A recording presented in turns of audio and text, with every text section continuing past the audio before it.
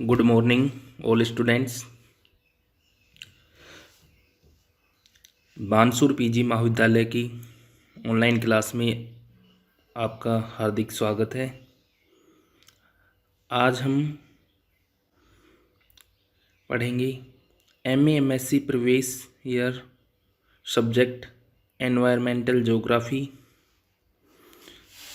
जो पर्यावरण भूगोल है उसमें टॉपिक पर्यावरण प्रकोप एवं आपदा,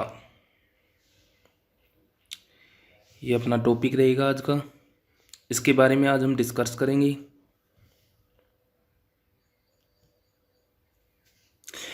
पर्यावरण प्रकोप एवं आपदा। अब जो पर्यावरण प्रकोप कौन कौन से पर्यावरण प्रकोप होते हैं, आपदा किसे कहते हैं, इनके बारे में देखते हैं। प्राकृतिक प्रकोप एवं आपदा प्रबंधन के विभिन्न पक्षों की विवेचना करने से पहले हम निम्न जो 3 कारक हैं, चरम घटना, प्रकोप और आपदा, इनको पहले क्या करेंगे, परिभाषित करेंगे। इनको पहले हम समझने का क्या करेंगे, प्रयास करेंगे। उसके बाद हम स्टेप बाय स्टेप आगे बढ़ेंगे। तो पहला चरम घटना, दूसरा प्रकोप और तीसरा आपदा। सबसे पहले पढ़ते हैं चरम घटना।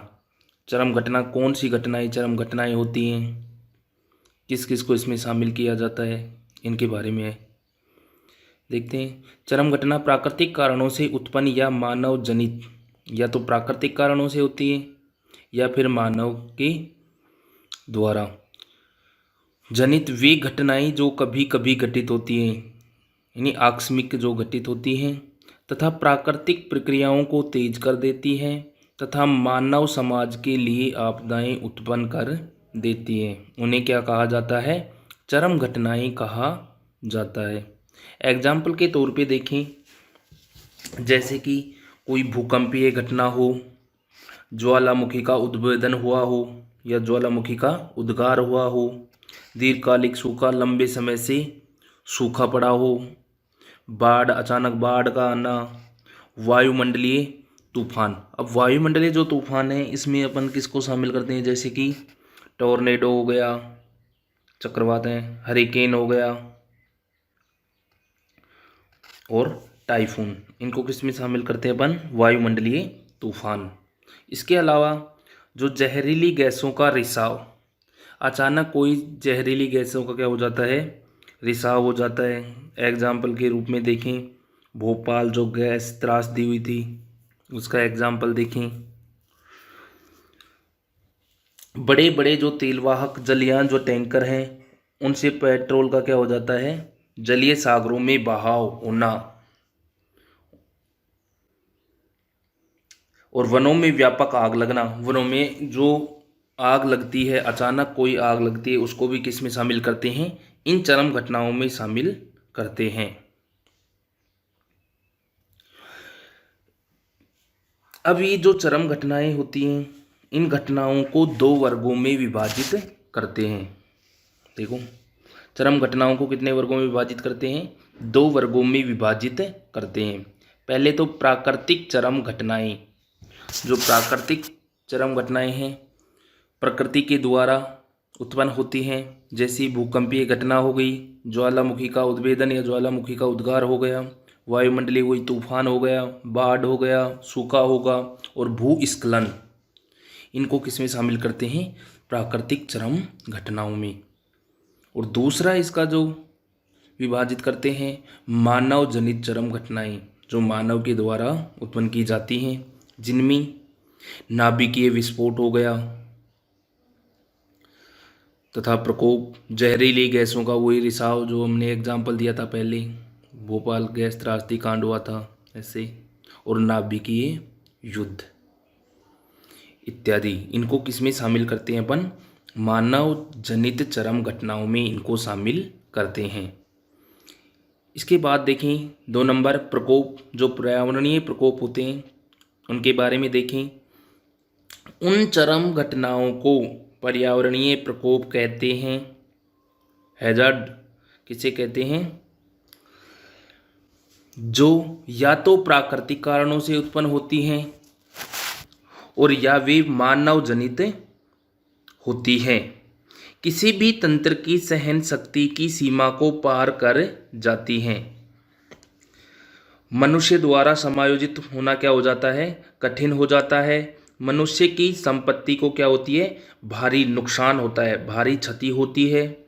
मानव एवं जीव जंतु जीवन में क्या होती है? भारी क्षति देखने को मिलती है। और मानव अधिवास एवं वनस्पतियों का क्या हो जाता है? विनाश हो जाता है, क्योंकि मानव जो अधिवास सांस्कृतिक जो भूदृश्य मानव के द्वारा निर्मित किए हुए हैं और वनस्पतियों का क्या हो जाता है? इसमें विनाश हो जाता है। प्रकोप को निम्न अर्थों में परिभाषित किया जा सकता है, यानी कि प्रकोप को अलग अलग अर्थों में क्या किया जा सकता है? परिभाषित किया जा सकता है। प्रकोप चरम घटनाओं की प्रक्रिया या प्रक्रम होते हैं। या तो प्रकोप होते हैं, चरम घटनाओं के होते हैं, प्रक्रिया होती है, या उसका प्रोसेस होता है, या उसका क्या होते हैं? प्रक्रम होते हैं। प्रकोप चरम घटनाओं के कारण होते हैं। नेक्स्ट देखें, प्रकोप प्राकृतिक या मानव जनित घटनाएं हैं जो आपदा उत्पन्न करती हैं, यानी कि जो प्रकोप हैं वो या तो प्राकृतिक हैं या मानव जनित घटनाएं हैं जो क्या उत्पन्न करते हैं? आपदा उत्पन्न करते हैं। प्रकोप तथा आपदा दोनों क्या हैं? समानार्थी हैं। दोनों के क्या हैं? अर्थ एक ही हैं, एक दूसरे के क्या हैं? समानार्थी हैं। संयुक्त राष्ट्र संघ द्वारा प्रकोप को निम्न रूपों में क्या किया गया है? परिभाषित किया गया है। प्रकोप प्रभावी रूप से क्षतिकारक भौतिक घटना या मानव क्रिया है जिसके द्वारा मानव जीवन को क्षति हो सकती है या संपत्ति की क्या होती है? क्षति होती है। सामाजिक एवं आर्थिक विध्वंस हो जाता है या पर्यावरण में क्या होता है? अवनयन हो जाता है। ये किसकी परिभाषा है? संयुक्त राष्ट्र संघ के अनुसार। फिर मानव अधिवास के लिए संयुक्त राष्ट्र संघ आयोग के अनुसार प्रकोप ऐसे क्षतिकारक भौतिक घटना होती हैं, क्षतिकारक भौतिक घटनाएं होती हैं जिनसे रिहायशी क्षेत्रों में मानव के जनधन को अपार क्या पहुंचाने की, अपार क्षति पहुंचाने की क्या होती है? इसमें संभावना एवं क्षमता होती है। ये भी संयुक्त राष्ट्र संघ के अनुसार है परिभाषा। प्रकोप की अब विशेषताएं देखें तो प्रकोप की निम्न विशेषताएं हैं। प्रकोप प्राकृतिक एवं मानव जनित चरम घटनाएं होती हैं। प्रकोप है वो प्राकृतिक एवं मानव जनित क्या होती हैं? चरम घटनाएं होती हैं। प्रकोप भौतिक घटना है। प्रकोप आपदा के कारण या उसकी घटित होने की क्या है? प्रक्रिया है। नेक्स्ट विशेषता देखें, प्रकोप में सभी प्रकार के जीवों को क्षति पहुंचाने की अपार क्षमता होती है। प्रकोप आपदा हो भी सकते हैं और नहीं भी। यदि भी इनकी एक शर्त होती है, प्रकोप आपदा हो भी सकते हैं और नहीं भी। यदि रिहायशी क्षेत्रों में आते हैं तो ये क्या हो जाते हैं? आपदा हो जाते हैं। अन्यथा निर्जन क्षेत्रों में जहाँ पर कुछ भी नहीं है मात्र चरम घटनाएं बनकर रह जाती हैं। तो ये प्रकोप हैं, ये आपदा हो भी सकते हैं और नहीं भी। एग्जाम्पल हमने देख लिया, जो भी रिहायशी जिन क्षेत्रों में जो रिहायशी क्षेत्र होते हैं उनमें आते हैं तो इनको क्या कहते हैं?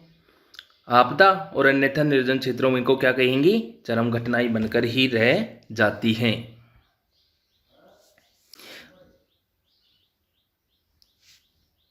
अब देखें तीसरा तो अपना टॉपिक आपदा। चरम घटना देख लिया, प्रकोप देख लिया, और अब आपदा डिजास्टर। उन जन्य या मानव जनित अप्रत्याशित एवं दुष्प्रभाव वाली चरम घटनाओं या प्रकोपों को आपदा कहते हैं, जिनके द्वारा मानव समाज, जंतु एवं पादप समुदाय को अपार क्या होती है, क्षति होती है।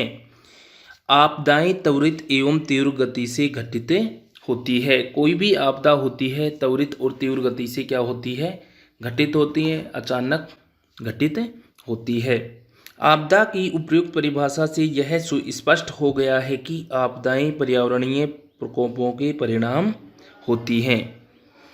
इस तरह स्पष्ट है कि सभी प्रकार की चरम घटनाएं प्रकोप होती हैं, परंतु सभी प्रकोप आपदा नहीं होते हैं।